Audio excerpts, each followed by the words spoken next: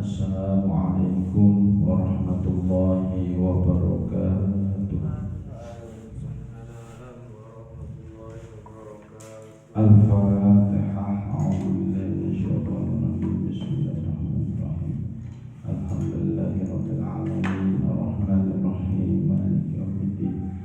Iyyaka na'budu wa iyyaka nasta'in. Shiratal mustaqim. Shiratal ladzina an'amta 'alaihim.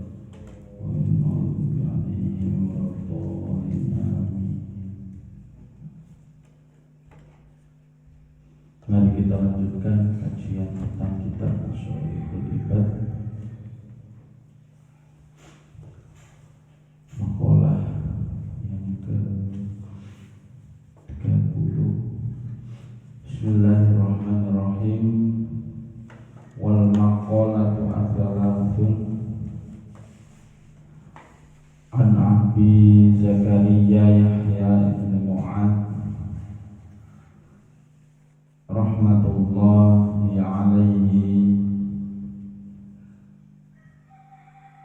Maqalah yang ke-30, halaman 82. Jadi diriwayatkan oleh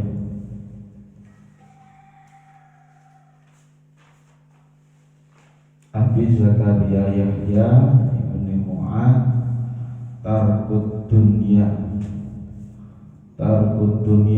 utawi ninggalaken dunya, kulliha sekabehane dunya, akhdun iku ngalap al akhiratu akhirat, kullihima sekabehane akhirat.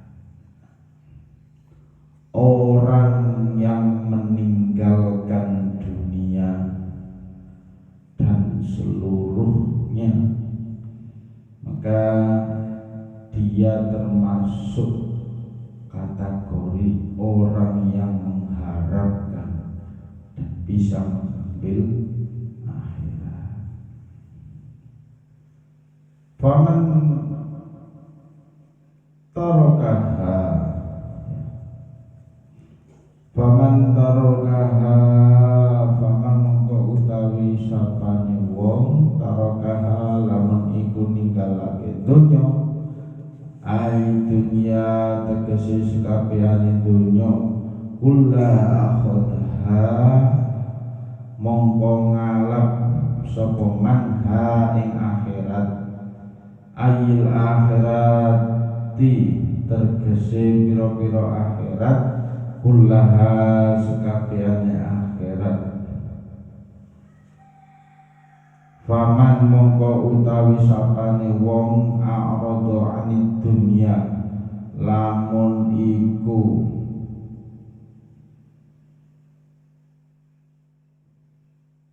bang sapa du'anid dunya saking donya, bil kulliyati kelawan sekabehane, ahabbul akhirati mongko demen sapa man hubban kelawan demen kathiron kang akeh.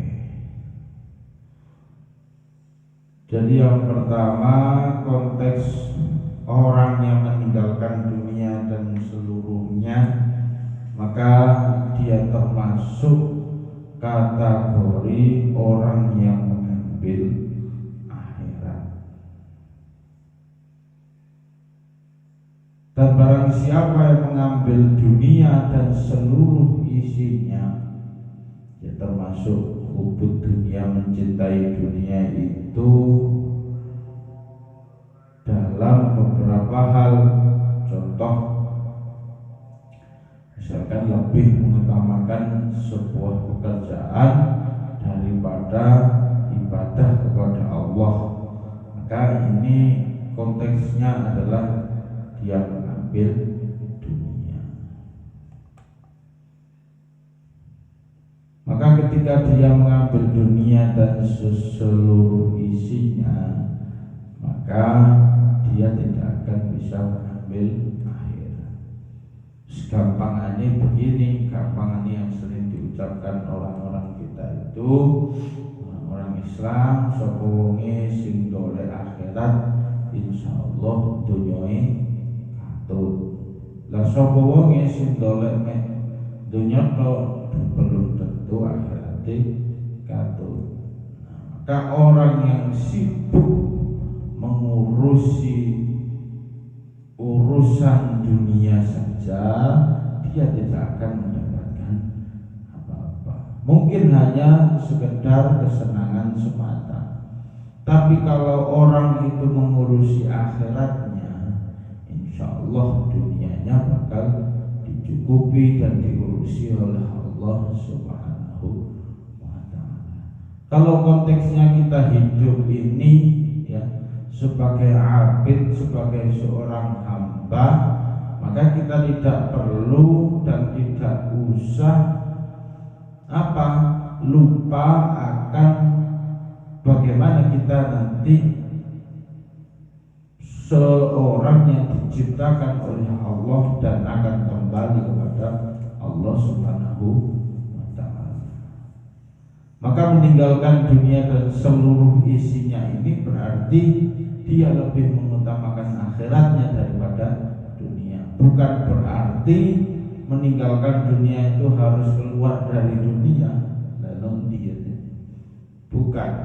Bukan berarti meninggalkan dunia itu tidak bekerja sama sekali.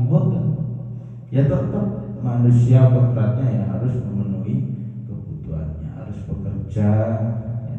Tapi ya dalam hal kewajaran.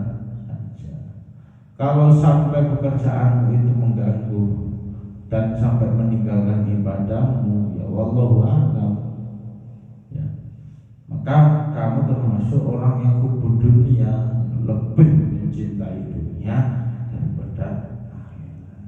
Maka banyak sekali orang-orang yang mungkin keluar dari pekerjaannya gara-gara satu. Mungkin ketika dia melakukan pekerjaan, ya ibadahnya kodar-kadir. Nah, ini biasanya terjadi pada apa? Pada seorang hamba, pada manusia yang kerjanya ikut orang. Nah, kalau kita punya usaha sendiri ya enak. Ya, ada yang perintah, ya mau kita sholat, kapanpun bisa. Kalau sudah kena kerja kontrak dan sebagainya, nah ini harus kita perhitungkan. Tapi tidak ada alasan untuk kita tidak beribadah kepada Allah. Mau kerja pabrik, mau kerja rumahan, mau kerja apapun, asalkan ada niatan kita untuk ibadah dan mengutamakan akhirat, insya Allah kita bakal ditata.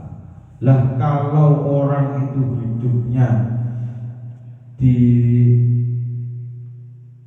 diciptakan atau ingin mengurusi umat, maka urusanmu akan diurusi umat. Seperti itu saja.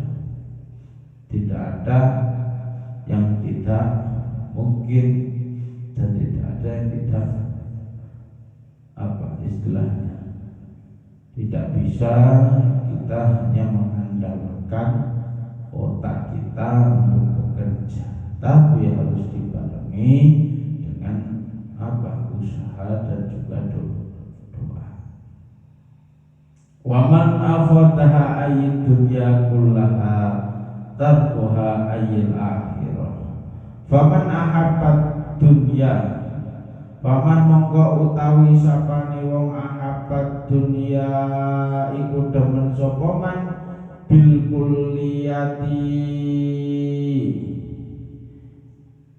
ing dalem ing donya bil kulliyati kelawan babar pisan arada anil akhirah mongko minggu sapa man al akhirata saking akhirat bil kulliyati kelawan babar pisan fa akhduha mongko utawi ngalap akhirat fi tarkiha ing dalem tetep ninggalake dunya ai fa hubbul akhirah mongko tegese utawi demen al akhiratu akhirat iku sababul i'radi iku sebab mengo anid dunya saking dunya.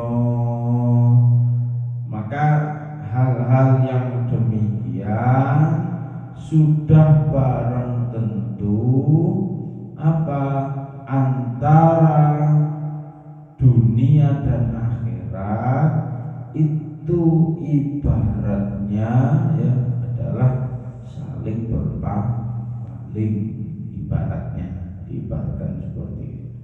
Tapi berpaling dalam konteks tadi, jika akhiratmu yang kamu urusi, maka duniamu akan diurusi oleh Allah Subhanahu wa ta'ala. Kalau kamu hanya sibuk mengurusi urusan duniamu, maka belum tentu akhiratmu akan bagus. Maka sholat rajin, ya, ibadah-ibadah yang lain rajin, insya Allah hidupmu akan lebih bahagia. Karena ketenangan hati itu tidak bisa terukur dengan adanya uang. Mungkin orang yang punya harta yang banyak gak sholat, pasti mungkin pikirannya sumpek. Lah, kalau orang punya uang sedikit, ya secukupnya saja, mungkin cukup untuk makan besok. Dia tidak ada tanggungan apapun, maka pikirannya akan bahagia. Nah, karena dalam tanda kutip, ya dia tadi itu, dia ingat bahwasanya kita diciptakan oleh Allah ini adalah untuk beribadah. Maka ketika kita mengurusi, ya, sebab mengurusi akhirat, ya, ibaratnya adalah antara dunia dan akhirat ini ibaratnya berpaling. Kalau kita mau berpaling dari dunia, akhirat akan ikut, ya. Insya Allah kita akan punya bekal banyak. Wal maqalatu hadiyatu wassalasun. Wal maqalatu al hadiyatu wassalasun. Makalah kang kaping 31 an Ibrahim ibnu Adham rahimallahu annahu an Ibrahim ibnu Adham rahimallahu annahu qila lahu bima wajadta az-zuhdi. Ini makalah yang selanjutnya ini menerangkan bagaimana sih, ya, kamu itu bisa mendapatkan predikat az-zuhd, yaitu zuhud. Sing termasuk zuhud itu ya apa kira-kira? Apakah orang zuhud itu, ya, wong sing mau meneng tok, ya, gak nglakoni apa-apa tapi wiritan tok? Apa itu dinamakan zuhud? Ini akan dijawab oleh makalah ini. Ai tegese bi ai syai'in kelawan di suwiji ahbabta demen panjenengan tarka ing ninggalake rohatid dunya kelawan ino ing dunya tolaban tur perih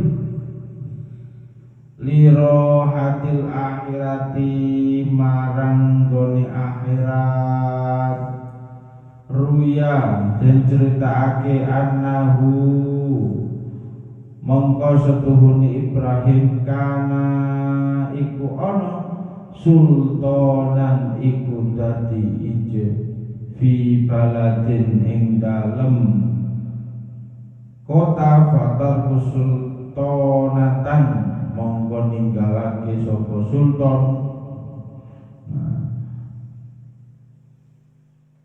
Diriwayatkan bagaimana sih orang ini ya sampai dikatakan zuhud itu. Salah satunya ini dikisahkan ada orang yang kaya raya, keturunan raja, sultan ya. Mungkin asal kata sultan itu ya sultan ya. Jadi ada kalanya diceritakan seorang sultan ini keluar dari negaranya, meninggalkan harta kekayaannya. Lah untuk apa kira-kira? Wajtahada ya. Wajtahada lan goni sapa Ibrahim fil ibadati ing dalem ibadah fil Makkata ing dalem kota Mekah, negara Mekah, wa ghairuha lan liyane Mekah. Jadi ada seorang sultan yang meninggalkan negaranya ya, kemudian dia benar-benar sungguh ingin meninggalkan dunia untuk apa? Untuk beribadah. Dan dia kemana? Dia ke kota Mekah. Nah, kemudian wafir risalah lang in dalam risalah al-Qusyairiyah huwa Abu Ishaq. Nah, sapa iku kira-kira huwa Abu Ishaq ya iku Imam Abu Ishaq Ibrahim ibnu Mansur. Abu Ishaq Ibrahim ibn Mansur ini adalah seorang yang kaya raya, tapi dia mampu meninggalkan semua yang dia punya hanya untuk dia beribadah kepada Allah Subhanahu wa ta'ala. Kana min abna'il muluki. Kemudian di tengah-tengah jihadnya Abu Ishaq Ibrahim ini melakukan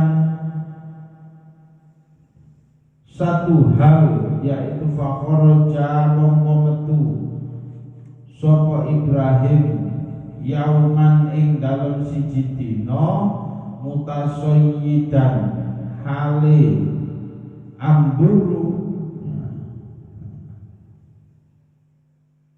fa'atharo mongko nututi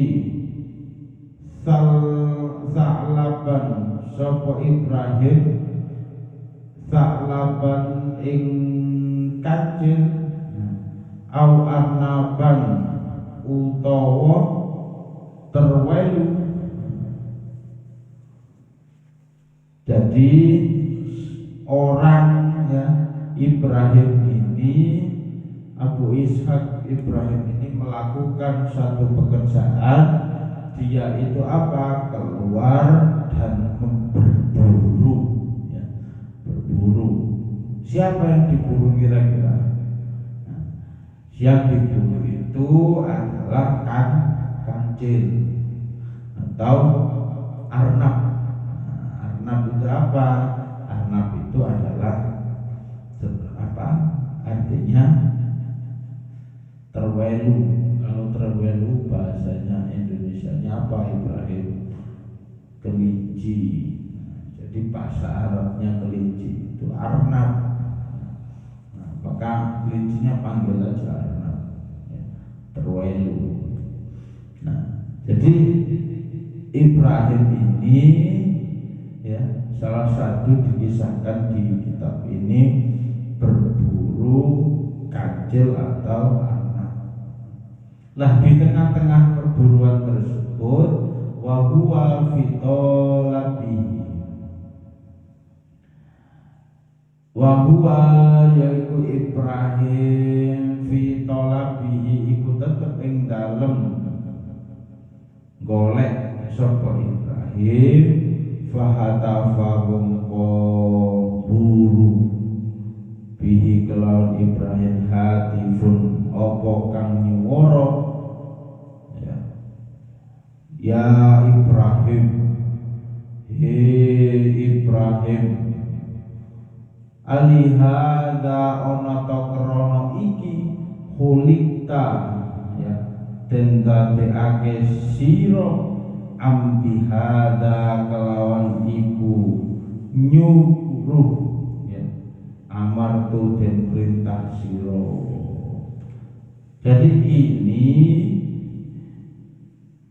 ketika dalam perburuan ya mencari kancil, mencari terwelu atau kelinci tadi, tiba-tiba ada suara, "Hei Ibrahim, opo awakmu iki diciptakan oleh Allah, digawe oleh Allah, dilahirkan kamu di dunia ini, apakah untuk mencari dan berburu satu kelinci atau satu hewan buruan?"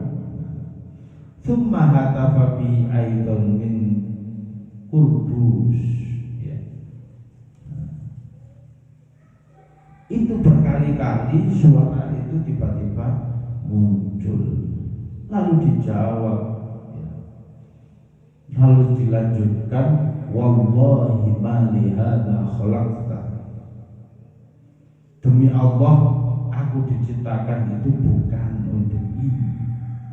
Wallahi ma li hadza khalaqta, demi Allah kamu itu diciptakan oleh Allah, hidup di dunia oleh Allah, dihidupkan oleh Allah di dunia itu bukan untuk berburu, bukan untuk nembak makhluk misalkan. Tapi apa? Fanazala anda bihi, kemudian si Ibrahim tadi turun dari kudanya agar berburu dengan naik kuda. Maka seketika ketika melihat dan mendengar hal-hal yang seperti itu ya, maka kemudian Ibrahim ini lalu apa? Bertemu dengan seorang pengembara. Lah, ketika bertemu dengan seorang pengembara, dia merenung, kayo koyo aku kok berburu ini, mending aku ibadah. Maka diambillah apa? Tsumma innahu ta, tsumma ya, min sufin wa libasaha wa aqa'u farsuhu wa mama'ahu, termasuk ya, dia mengambil kudanya, mengambil jubahnya dan kudanya, semua alat yang dibuat berburu itu dikasihkan oleh seorang pengembara. Nah, dia diingatkan oleh Allah, berarti oh ternyata aku itu diciptakan oleh Allah bukan untuk berburu tapi untuk beribadah. Kalau tiba-tiba ketika berburu kok ada suara, "Hei awakmu ini diciptakan kaya apa? Kok kaya memanah tok?" Ternyata ya, kok kene ngono ya wedi gitu.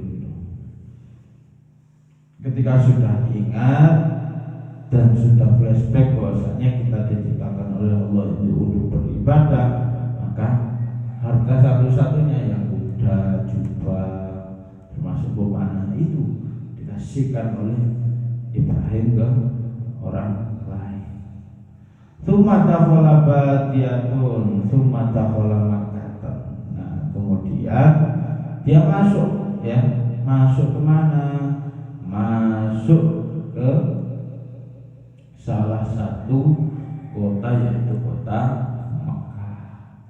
Lah Ibrahim ini ketemu dengan siapa? Wa sahiba biha Sufyan as-Sawri wal fudel bin Iyad wa dakhala Syam. Kemudian dia melihat, ya, dia masuk kepada kota Mekah dan kemudian bertemu dengan Sufyan Ats-Tsauri wal Fudel bin Iyad. Lah apa kira-kira yang ada dalam pikiran, apa yang kira-kira dilakukan ketika sudah bertemu dengan Sufyan Ats-Tsauri dan Fudel bin Iyad? Ai Sayyidina Ibrahim bi salasati asya ra'aitu. Wahai Ibrahim, kira-kira apa wae, ya, yang bisa melihat, yang bisa mendapatkan kamu ini selalu mendapatkan predikat orang yang zuhud atau orang yang meninggalkan dunia. Maka apa yang harus kamu lakukan? Salah satunya adalah dikisahkan melihat apa? Ra'aitu qabramu Hisham. Aku melihat di situ banyak sekali kuburan-kuburan yang sangat mengerikan. Masya Allah. Artinya kuburan yang sangat mengerikan berarti dia disiksa oleh Allah di alam kubur. Nah, itu diperlihatkan oleh Allah kepada Ibrahim. Itulah mimpinya. Kemudian melihat apa lagi? Walaisa ma'anil munis. Kemudian saya melihat apa? Wa ra'aitu tariqan tawilan. Ya. Saya melihat perjalanan yang sangat panjang. Nah, kira-kira ini jalan menuju apa? Ya, jalan menuju nanti kita dihisab. Kemudian walaisa ma'adzal, kita tidak punya, ya, bekal apapun, ya. Kita tidak punya bekal apapun. Wara'aitu juga, dan kita mungkin melihat Allah mengadili orang-orang yang benar-benar tidak bisa melakukan ibadah dengan baik. Lah, ketika dirangkum salah satunya, ya, ketika orang itu mau mendapatkan predikat zuhud, maka salah satunya harus ingat bahwasanya kita setelah di dunia, pintu akhirat yang pertama itu adalah alam kubur. Nah, di dalam alam kubur saja itu mungkin di pintu awal kita sebelum masuk surga dan neraka, kita sudah akan mendapatkan azab dari Allah. Nah, maka bagaimana cara kita mendapatkan predikat zuhud? Ya sudah, ingatlah bahwasanya kita nanti di alam kubur itu bakal dimintai pertanggungjawaban. Ya, bakal disiksa oleh Allah karena dosa-dosa kita. Ada juga bagaimana caranya kita melihat jalan yang panjang. Maksudnya jalan yang panjang itu adalah setelah hidup yang sebentar di dunia ini, kita akan menuju akhirat. Dan menuju akhirat itu adalah perjalanan yang panjang, yang kekal. Nah, dalam perjalanan tersebut kita itu butuh yang namanya sebuah bekal. Nah, bekal kita apa? Ya, amalan di dunia ini. Ibaratnya kita di dunia ini adalah mencari bekal untuk perjalanan menuju akhirat. Maka di dunia ini adalah kesempatan kita mencari bekal. Lah, kalau kita sudah dipanggil oleh Allah, bagaimana kita mendapatkan bekal tersebut? Gak bisa. Maka ketika kita sudah nyawa atau jasad kita sudah dipisahkan dengan roh, ya, maka semua amal perbuatan itu akan terstop. Lah bagaimana kita mencari bekal untuk kita menuju jalan yang panjang tadi itu? Lah bagaimana ketika kita berperilaku zuhud, ya, kok kita masih mencintai dan sibuk mengurusi pekerjaan daripada ibadah kepada Allah? Ya yang normal-normal saja. Waktunya bekerja, waktunya beribadah, ya kita beribadah. Waktunya belajar, ya belajar sampean. Waktunya sekolah, ya sekolah. Jangan bolos. Karena dalam tanda kutip, apapun atau segala hal apapun, kalau kita niatkan untuk beribadah, ya maka hasilnya akan bernilai ibadah. Makan, ya saya niatkan makan ini untuk biar saya kuat untuk beribadah. Itu nilainya dan pahalanya sudah beribadah. Misalkan murojaah, saya niatkan untuk ibadah, yang bernilai ibadah. Misalkan tidur pun di niat ibadah, ya saya tidur biar nanti bisa bangun malam, ya akan bernilai ibadah. Nah, seperti itu.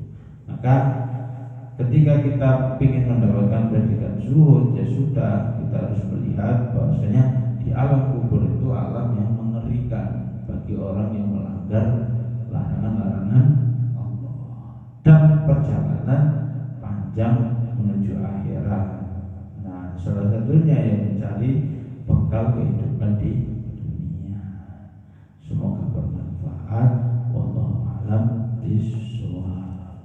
Rabbana anfa'na bima 'allamtana, Rabbi 'allimna alladhi yanfa'una, Rabbi faqihna wa faqihna wa qarabatina fi dinina, Rabbana anfa'na bima 'allamtana, Rabbi 'allimna alladhi yanfa'una, Rabbi faqihna wa qarabatina fi dinina. Subhanakallahumma bihamdika asyhadu an la ilaha illa anta astaghfiruka wa atubu ilaik. Syukran. Wassalamualaikum warahmatullahi wabarakatuh. Waalaikumsalam warahmatullahi wabarakatuh.